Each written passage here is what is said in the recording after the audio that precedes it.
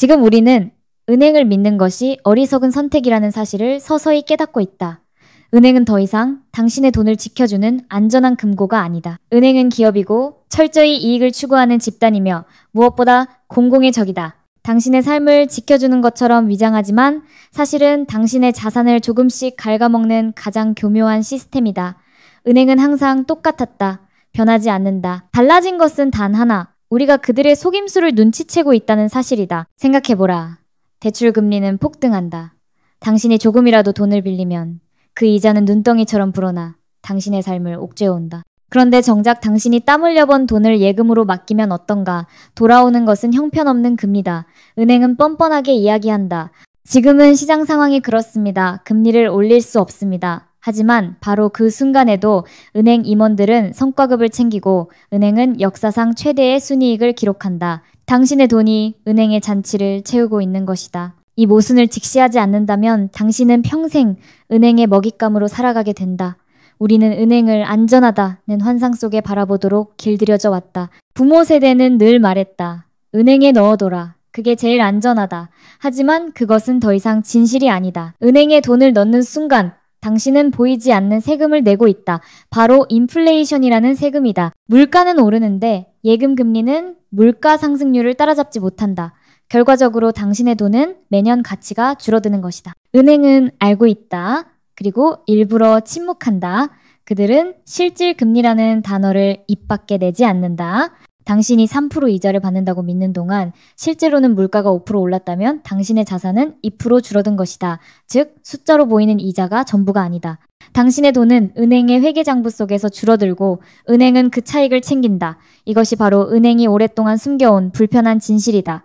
은행의 또 다른 무기는 수수료다. 송금 수수료, 대출 수수료, 각종 관리 비용이라는 이름으로 당신의 돈을 갉아먹는다. 문제는 그 금액이 크지 않아 보인다는 것이다. 하지만 수백만 명의 고객이 매달 내는 수수료를 합치면 그것은 천문학적 금액이 된다. 은행은 그것으로 또 한 번의 호황을 누린다. 벼룩의 간을 빼먹듯 서민의 피 같은 돈을 긁어 모아 배를 불린다. 그런데도 우리는 여전히 은행을 찾는다. 왜일까? 그것이 습관이 되었기 때문이다. 부모가 그랬고 사회가 그랬고 우리는 늘 은행이 금융의 중심이라고 배워왔다. 하지만 이제는 깨달아야 한다. 은행은 당신의 편이 아니다. 은행은 당신의 돈을 지켜주는 수호자가 아니라 당신의 돈을 이용해 이익을 극대화하는 거대한 기업일 뿐이다. 은행은 교묘하다. 단순히 예적금만 파는 것이 아니다. 보험, 펀드, ELS 같은 복잡한 상품을 권한다. 그 상품들은 겉으로 보기에는 매력적이다. 연 4% 보장, 안정적인 수익, 원금 보장 가능. 하지만 세부 조건을 뜯어보면 다르다. 원금은 보장되지 않거나 보장하더라도 실질 이익은 마이너스다. 은행은 이 모든 구조를 알고 있다. 하지만 절대 직접적으로 설명하지 않는다. 대신 상품 약관이라는 수십 페이지짜리 장벽을 세워두고 고객 스스로 확인하라고 한다. 그들이 원하는 것은 단 하나. 당신이 복잡함에 지쳐 그냥 믿고 가입하겠습니다. 라고 말하는 순간이다. 이쯤 되면 질문해야 한다. 왜 우리는 여전히 은행을 신뢰할까? 대답은 간단하다. 대안이 없다고 믿기 때문이다. 하지만 그 믿음은 잘못된 것이다. 은행 말고도 수많은 투자처가 있다. 그리고 그 투자처들은 은행보다 훨씬 높은 수익률을 제공한다. 문제는 우리가 두려워한다는 것이다. 우리는 안전하다는 단어에 중독되어 있다. 예금과 적금이 안전하다고 믿는다. 하지만 진짜 위험은 바로 그 안전이라는 착각 속에 숨어 있다. 은행에 돈을 맡겨두는 것은 현실적으로 가장 위험한 선택이다. 당신의 자산은 시간과 함께 줄어들고 은행은 성장한다. 당신이 불안해할수록 은행은 더 많은 이익을 챙긴다. 이것이 은행 시스템의 본질이다. 따라서 우리는 시각을 바꿔야 한다. 금리라는 허울에 속지 말고 실질적인 자산 성장을 바라봐야 한다. 은행을 떠나는 것이 두렵다면 작은 규모로 시작해도 좋다. 비트코인, ETF, 배당주, 리츠, 브라질 국채 같은 대안 투자처들이 이미 열려 있다. 이들은 위험이 있지만 동시에 기회도 있다. 그리고 그 위험은 은행이 주는 착시적 안전보다 훨씬 더 정직하다. 위험이 있다고 말하고 조건을 공개하며 선택은 당신에게 맡긴다. 은행처럼 당신 몰래 웃으며 배를 불리지 않는다. 우리는 지금 눈 뜨면 가난해지는 시대에 살고 있다. 물가는 오르고 화폐 가치는 줄어든다. 은행은 그 속에서 유일한 승자처럼 군림한다. 하지만 그것은 단지 우리가 여전히 은행을 믿고 있기 때문이다. 이제는 믿음을 거둬야 한다. 은행에 맞서야 한다. 그리고 새로운 투자 전략을 세워야 한다. 이 시대의 진짜 안전은 현명한 투자에 있다. 은행은 당신을 결코 동등한 고객으로 보지 않는다. 당신은 은행 입장에서 수익원일 뿐이다. 예금을 맡기는 순간 은행은 그 돈을 가지고 더 높은 금리로 대출을 내주고 차익을 챙긴다. 이 단순한 구조를 감추기 위해 은행은 온갖 포장지를 씌운다. 고객 맞춤형 상품, 안정적인 자산 관리, 사회적 신뢰기관. 그러나 그 모든 미사여구는 결국 한 문장으로 요약된다. 은행은 당신의 돈을 이용해 자신들의 이익을 극대화한다. 문제는 그 방식이 노골적이지 않고 교묘하다는 점이다. 은행은 투자자 교육을 한다고 포장하면서도 실제로는 당신이 금융을 제대로 공부하지 못하도록 만든다. 상품 구조는 복잡하게, 약관은 길게, 리스크 설명은 작게 처리한다. 심지어 창구 직원은 기본적으로 실적 압박을 받고 있기 때문에 고객의 이익보다 자신이 팔아야 하는 상품을 우선 추천한다. 은행이 말하는 추천은 사실상 판매다. 그렇다면 고객은 어떤 위치에 놓이게 되는가? 은행이 짜놓은 룰 속에서 늘 정보의 열세자로 머문다. 당신이 이해하지 못하는 사이 은행은 이미 수익을 확보한다. 당신이 뒤늦게 손해를 깨닫더라도 은행은 책임지지 않는다. 약관에 다 적혀 있었다고 말할 뿐이다. 이 불평등한 게임은 이미 수십 년간 반복되어 왔다. 그리고 지금도 여전히 진행 중이다. 예를 들어 당신이 연 4%의 정기예금에 가입했다고 치자. 언뜻 보기엔 괜찮아 보인다. 하지만 물가가 5% 오른다면 당신의 실질 자산 가치는 1% 줄어든다. 즉 은행은 당신에게 이익을 준 게 아니라 오히려 손실을 고정시킨 셈이다. 그런데도 은행은 자신들이 고객에게 혜택을 주었다고 홍보한다. 이것이 바로 착시적 안전이다. 겉으로는 안전한 것 같지만 실질적으로는 잃고 있는 것이다. 은행은 또 다른 장치도 마련한다. 바로 수수료 체계다. 은행이 제공하는 서비스 대부분은 무료처럼 보인다. 하지만 실상은 정반대다. 계좌 유지비, 송금 수수료, 카드 연회비, 대출 연체료, 각종 관리 비용이 은밀히 붙어 있다. 금액은 작아 보이지만 고객 수천만 명이 동시에 지불하면 그것은 거대한 수익풀로 변한다. 이 구조를 정확히 이해하는 순간 은행이 어떻게 돈잔치를 할 수 있는지 명확히 보인다. 그렇다면 왜 사람들은 여전히 은행을 믿을까? 답은 단순하다. 두려움 때문이다. 사람들은 손실을 두려워한다. 주식이 떨어질까봐, 코인이 폭락할까봐, 해외 자산이 위험할까봐. 결국 은행으로 돌아온다. 은행은 바로 이 심리를 이용한다. 안전하다는 이미지를 끊임없이 주입해 왔기 때문이다. 그러나 가장 위험한 곳은 바로 그 안전해 보이는 은행이라는 사실을 우리는 깨달아야 한다. 오늘날 MZ세대는 이 착시적 안전 속에서 가장 큰 피해자가 되고 있다. 이들은 과거 부모 세대처럼 은행 이자를 통해 자산을 불릴 수 없는 시대에 살고 있다. 과거엔 은행에 돈을 넣어두면 연 10% 가까운 이자를 받을 수 있었다. 하지만 지금은 고작 2에서 3%. 그마저도 물가 상승률을 고려하면 실질적으로는 마이너스다. MZ세대가 은행에 목을 매달수록 자산 격차는 점점 더 벌어지고 기회비용은 눈덩이처럼 커진다. 은행은 변하지 않는다. 그렇다면 변해야 하는 것은 바로 우리다. 더 이상 예적금에 돈을 넣어두면 언젠가 불어난다는 착각에 갇혀서는 안 된다. 이제는 새로운 전략이 필요하다. 단순히 은행을 떠나는 것이 아니라 적극적으로 은행 밖의 세상으로 눈을 돌려야 한다. 현명한 투자자는 은행의 시스템을 이용하지 않고 은행의 바깥에서 자신의 전략을 세운다. 분산 투자, 대체 투자, 글로벌 자산 배분, 새로운 금융기술. 이것이 바로 은행에 맞서는 무기다. 더 이상 우리는 수동적인 금융 소비자가 되어서는 안 된다. 능동적인 투자자가 되어야 한다. 은행에 돈을 맡기면 당신은 결국 이자와 수수료라는 울타리 속에 갇히게 된다. 그러나 세상은 넓다. 비트코인은 중앙은행이 개입하지 못하는 새로운 자산이다. ETF는 소액으로도 다양한 자산에 분산 투자할 수 있는 방법이다. 배당주는 주식 가격의 등락과 상관없이 매년 현금 흐름을 만들어준다. 브라질 국채 같은 신흥국 자산은 위험이 있지만 은행 금리와는 비교할 수 없는 수익률을 제공한다. 중요한 건 이런 투자 전략들이 단순히 돈을 불리는 수단이 아니라는 것이다. 그것은 은행 중심의 사고에서 벗어나 스스로 자산을 통제하는 삶을 선택하는 과정이다. 은행은 절대 당신의 편이 아니다. 당신의 편은 오직 당신뿐이다. 당신이 금융 문해력을 키우고 정보를 얻고 전략을 세워 직접 투자할 때 비로소 은행을 넘어설 수 있다. 이제 우리는 결단해야 한다. 여전히 은행의 착시적 안전 속에 머물 것인가? 아니면 위험을 직시하고 새로운 투자 전략으로 나아갈 것인가? 중요한 것은 완벽한 안전은 존재하지 않는다는 사실이다. 은행의 안전은 거짓이고 투자의 위험은 진실이다. 차라리 진실을 직시하는 편이 더 낫다. 위험을 이해하고 다루는 것이 진짜 안전을 만드는 길이다. 은행이 당신에게 주는 건 고작 몇 %의 금리, 그것도 물가 상승에 다 갉아먹히는 잔돈이다. 그러나 세상에는 당신이 손을 뻗으면 닿을 수 있는 더 큰 기회들이 존재한다. 문제는 그동안 당신이 그것을 보지 못했다는 것이다. 은행이 위험하다, 조심해라, 안전하게 예금해 두라고 끊임없이 세뇌했기 때문이다. 하지만 이제 눈을 떠야 한다. 현실적으로, 실현 가능하게 지금 당신이 선택할 수 있는 투자 전략들이 눈앞에 있다. 먼저 비트코인이다. 많은 사람들이 너무 위험하지 않나? 라고 묻는다. 맞다. 비트코인은 변동성이 크다. 하지만 그 변동성 속에 기회가 있다.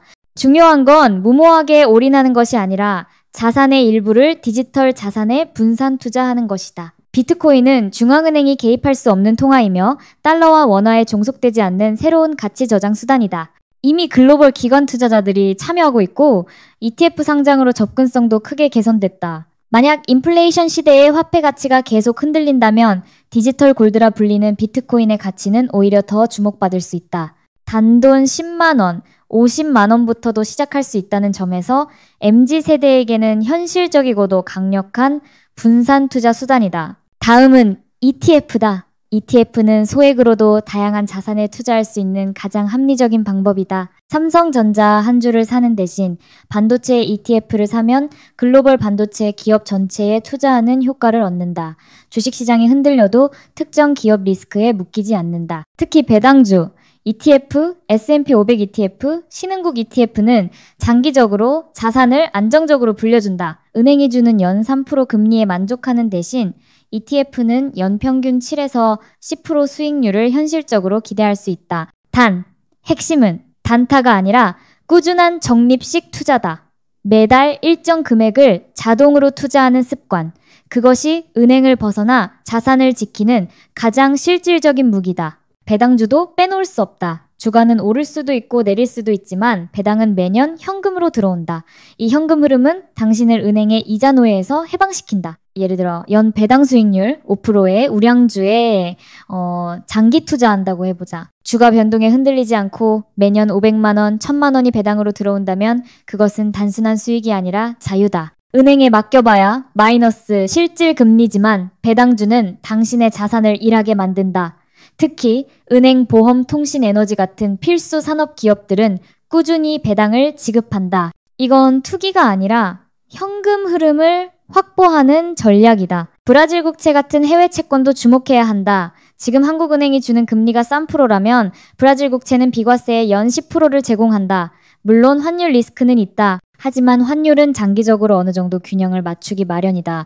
단기적 변동을 겁내기보다 장기적 고금리를 활용하는 전략이 필요하다. 당신의 돈이 은행에 묶여 마이너스 금리로 썩어가는 동안 같은 돈이 브라질 국채에 들어갔다면 자산은 몇 배로 불어나 있을 것이다. 위험은 관리할 수 있다. 하지만 은행에 묶인 자산은 스스로 아무것도 할 수 없. 그리고 리츠.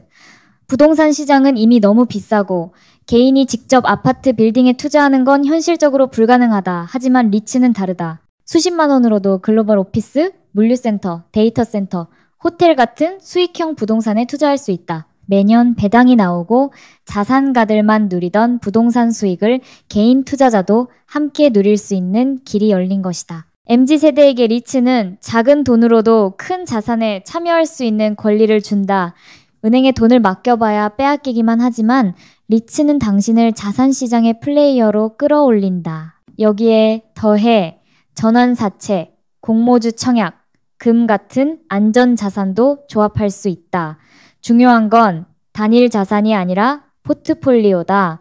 당신이 가진 돈이 크든 작든 다양한 자산에 분산해 두는 순간 위험은 줄어들고 기회는 넓어진다. 그리고 이것은 누구나 실현할 수 있는 전략이다. 은행에 예금하는 대신 매달 50만 원이라도 ETF, 배당주, 비트코인, 리츠에 나눠 넣어보라. 1년이면 600만 원, 10년이면 6천만 원이 된다. 단순히 숫자가 커지는 게 아니다. 그 과정에서 당신은 금융 소비자에서 진짜 투자자로 성장한다. 이제 선택은 명확하다. 당신은 계속 은행이 만들어 놓은 착시적 안전 속에서 마이너스 실질금리에 갇혀 있을 것인가? 아니면 위험을 관리하며 새로운 투자 전략으로 자산을 직접 성장시킬 것인가? 은행은 절대 당신을 부자로 만들어주지 않는다. 부자가 되는 길은 오직 당신의 손안에 있다. 그리고 그 길은 지금 여기서 시작할 수 있다. 은행이 당신을 붙잡는 순간 당신은 평생 금융 소비자로 남는다. 하지만 당신이 스스로 행동하는 순간 당신은 투자자로 거듭난다. 더 이상 은행의 잔돈에 만족하지 말라. 당신의 자산을 스스로 지휘하라. 그것이 바로 MZ세대가 현실적으로 선택할 수 있는 가장 강력한 반격이다. 이제 우리는 분명히 알게 되었다. 은행은 더 이상 우리의 편이 아니다. 예금 금리로는 단 한 명도 부자가 될 수 없다는 사실. 대출과 수수료로만 잔치를 벌이는 구조. 서민의 돈으로 자신들의 배를 불리는 이 시스템은 당신의 인생을 결코 바꿔주지 않는다. 당신이 은행에 의지하는 순간 이미 파는 은행의 승리로 끝나 있다. 이 잔혹한 게임의 법칙을 깨닫는 순간 비로소 당신은 자유로워질 준비가 된 것이다. 세상은 이미 변했다. 인플레이션은 화폐의 가치를 갉아먹고 자산시장은 은행의 소나기에서 벗어난 새로운 기회들을 만들어내고 있다. 과거에는 부자가 되기 위해 아파트를 사고 은행 적금을 붓는 것이 상식처럼 여겨졌다. 그러나 지금 그 상식은 완전히 무너졌다. 아파트는 이미 평균 소득자가 접근할 수 없는 벽이 되었고 예적금은 실질적으로 당신의 자산을 줄어들게 한다. 옛 세대의 공식은 더 이상 답이 아니다. 이제는 새로운 사고방식, 새로운 전략이 필요하다. 그 전략의 첫 번째는 안전이라는 달콤한 환상에서 벗어나는 것이다. 은행이 주는 안전은 진짜 안전이 아니다. 그것은 당신의 성장을 가로막는 족쇄다. 은행은 당신이 위험을 두려워하도록 세뇌한다. 왜냐하면 당신이 위험을 두려워해야 그들의 금리 장난에 순순히 끌려오기. 하지만 진짜 위험은 은행 바깥에 있는 것이 아니라 은행 안에 갇혀 있는 것이다. 마이너스 실질금리 속에서 자산이 조금씩 줄어드는 것, 그것이야말로 가장 치명적인 위험이다. 두 번째는 투자자로서 사고방식을 바꾸는 것이다. 소비자가 아니라 투자자. 소비자는 은행이 주는 상품을 고를 뿐이다. 하지만 투자자는 스스로 기회를 찾고 리스크를 분석하고 포트폴리오를 설계한다. 소비자는 예금에 넣고 기다리지만 투자자는 ETF, 배당주, 비트코인, 해외 채권, 리츠 같은 다양한 자산을 활용해 자산을 일하게 만든다. 이 차이가 결국 수십 년 뒤의 삶을 완전히 갈라놓는다. 세 번째는 행동이다. 아무리 많은 정보를 알아도 실제로 움직이지 않으면 아무 의미가 없다. 은행을 떠나기로 마음먹었다면 작은 금액이라도 지금 바로 옮겨라. 10만 원이라도 ETF에 투자하고 50만 원이라도 배당주를 사라. 당신의 첫 행동이 당신의 인생을 바꾼다. 그리고 그 작은 행동이 쌓일 때 자산은 눈덩이처럼 불어난다. 세상은 준비된 자에게만 기회를 준다. 이제 중요한 건 세대적 전환이다. MZ세대가 더 이상 은행의 구시대적 시스템에 끌려다니지 않을 때 새로운 금융 질서가 만들어진다. 우리의 부모 세대는 은행을 믿었다. 은행 통장은 곧 안전의 상징이었다. 하지만 그 믿음은 배신으로 돌아왔다. 이제 우리 세대는 달라야 한다. 은행을 공공의 적으로 직시하고 새로운 투자 전략을 받아들이는 순간 우리는 더 이상 희생자가 아니라 승리자가 된다. 그리고 이것은 단지 돈의 문제가 아니다. 이것은 삶의 태도다. 은행에 맡기고 안심하는 삶은 결국 누군가가 설계해 놓은 틀 속에 사는 삶이다. 하지만 스스로 투자하고 위험을 관리하며 기회를 잡는 삶은 주도적인 삶이다. 단순히 숫자가 늘어나는 것이 아니라 삶의 주도권이 내 손으로 돌아오는 것이다. 바로 그것이 우리가 은행을 떠나야 하는 진짜 이유다. 미래는 준비된 사람의 것이다. 지금도 수많은 사람들이 무심코 은행 앱을 열고 몇 퍼센트 금리에 만족하며 현실을 합리화하고 있다. 그러나 그 사이에 또 다른 사람들은 ETF에 투자하고 배당주를 모으고 비트코인에 분산하며 리츠로 현금 흐름을 만들고 있다. 10년 뒤 그 차이는 더 이상 따라잡을 수 없는 격차가 된다. 오늘의 선택이 내일의 삶을 결정한다. 그러니 이제 결단해야 한다. 당신이 은행의 소비자로 남을 것인가? 아니면 스스로 투자자가 될 것인가? 당신이 평생 마이너스 실질 금리에 갇힐 것인가? 아니면 위험을 관리하며 기회를 잡을 것인가? 이 질문에 대한 답은 지금 당신의 행동으로 드러난다. 기억하라. 은행은 절대 당신의 편이 아니다. 은행은 언제나 자신들의 이익만 계산한다. 하지만 시장은 언제나 열린다. ETF도, 배당주도, 국채도, 리츠도, 비트코인도 당신을 기다리고 있다. 당신이 움직이기만 하면 된다. 작은 시작이 거대한 미래를 만든다. 더 이상 미루지 마라. 지금 이 순간 행동하라. 그리고 마지막으로 은행에 묻겠다. 언제까지 국민의 돈을 이용해 배를 불릴 것인가? 언제까지 예금자에게 마이너스 금리를 강요할 것인가? 우리는 더 이상 속지 않는다. 우리는 더 이상 희생자가 아니다. 우리는 이제 투자자다. 우리는 이제 우리의 돈을 우리가 지휘한다. 은행이여, 당신들의 시대는 끝났다.